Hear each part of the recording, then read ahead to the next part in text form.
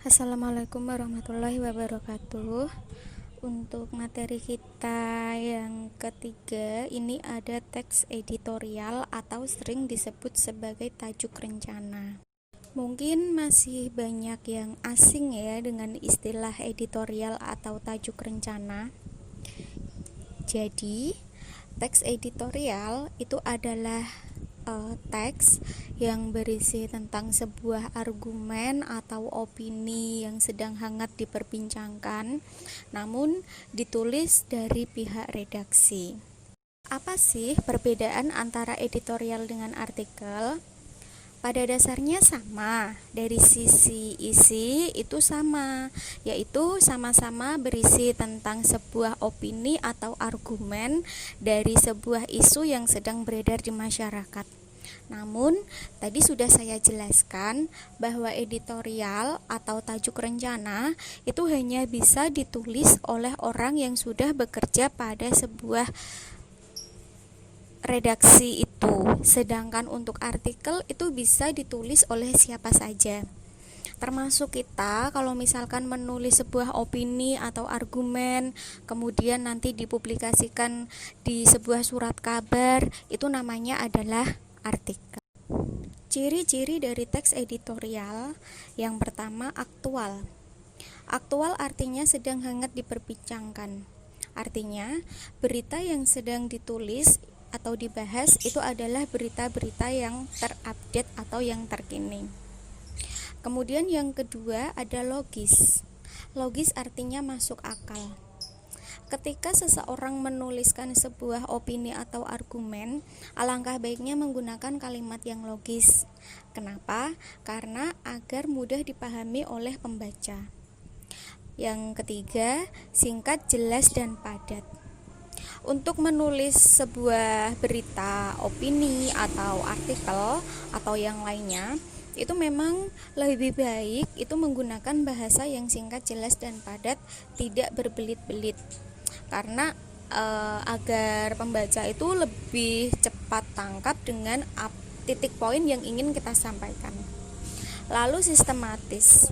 Untuk sistematis sendiri itu artinya adalah urut.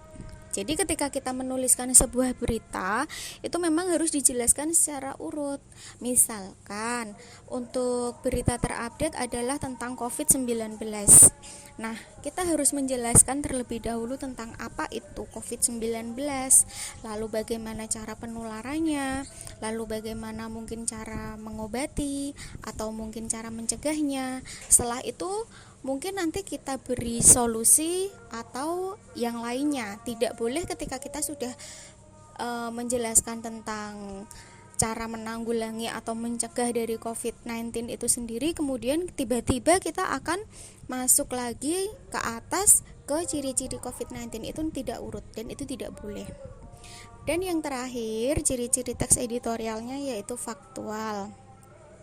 Usahakan ketika membuat sebuah berita itu harus berdasarkan kenyataan agar bisa dipertanggungjawabkan nantinya.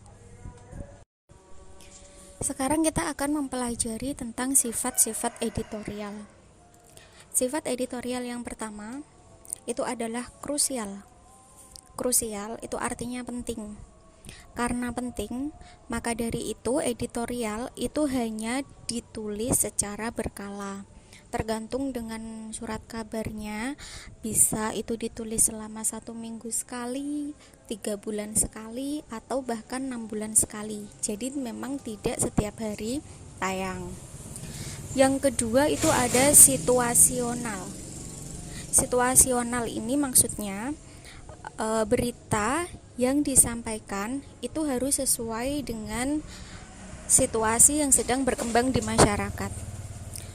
Jadi lebih ke bagaimana cara tajuk rencana atau penerbit atau redaksi itu menyikapi sebuah isu yang berkembang di masyarakat.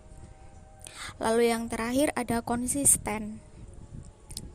Ketika sebuah redaksi memutuskan untuk tidak bersikap netral atau memihak salah satu dari isu yang berkembang, itu pihak redaksi itu memang harus konsisten atau secara terus-menerus berada di pihak yang sama.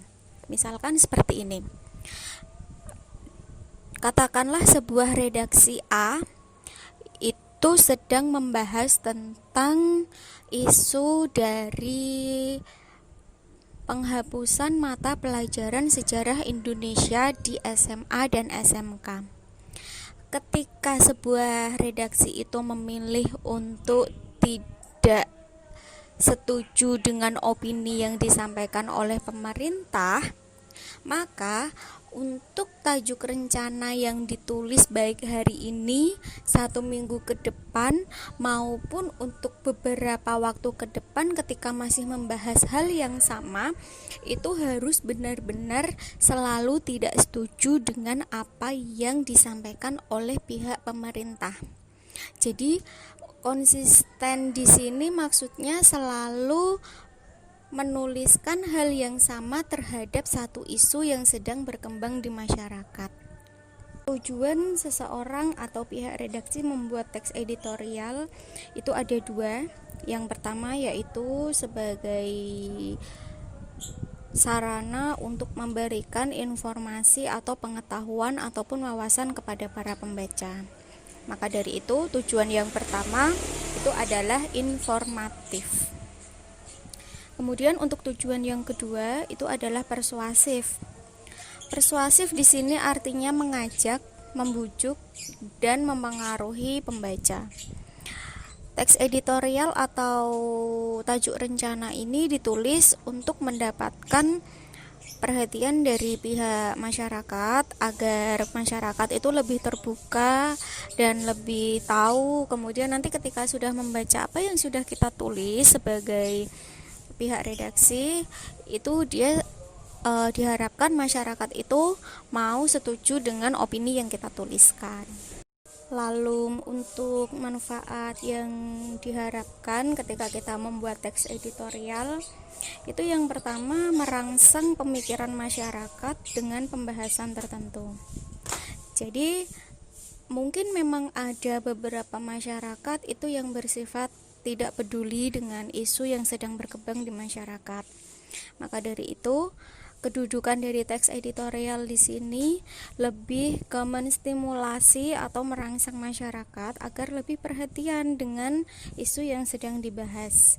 Lalu untuk yang kedua, menggerakkan pembaca dalam mengambil tindakan sesuai dengan hati mereka.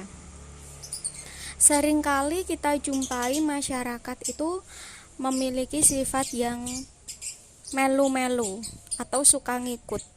Jadi ketika memang sedang ada isu yang berkembang yaitu topiknya A, lalu si ibu X ini beropini bahwa isu A itu tidak sesuai.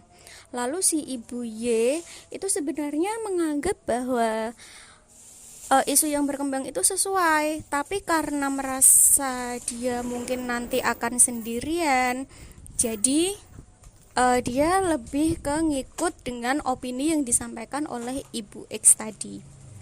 Atau lebih gampangnya seperti ini. Dulu pernah ada peraturan RUU yang mengatakan bahwa ketika ayam atau hewan peliharaan tetangga masuk ke rumah kita, maka akan mendapatkan denda sebesar 10 juta rupiah.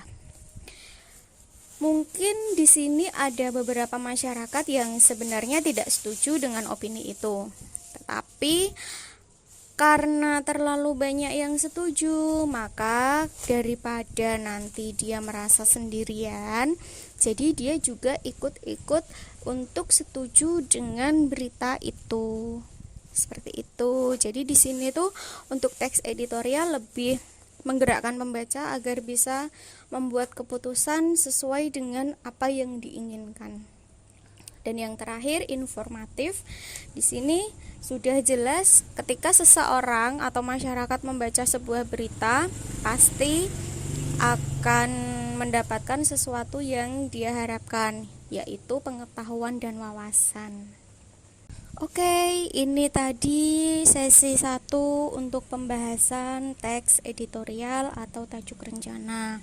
Untuk pertemuan minggu depan, kita akan melanjutkan tentang hal-hal yang harus diperhatikan dalam teks editorial, kemudian jenis-jenis editorial, lalu untuk struktur, kaidah bahasa, dan yang lain-lain. Untuk tugas pertama dari teks editorial ini membuat sebuah isu yang menurut kalian sedang hangat diperbincangkan. Terima kasih. Wassalamualaikum warahmatullahi wabarakatuh.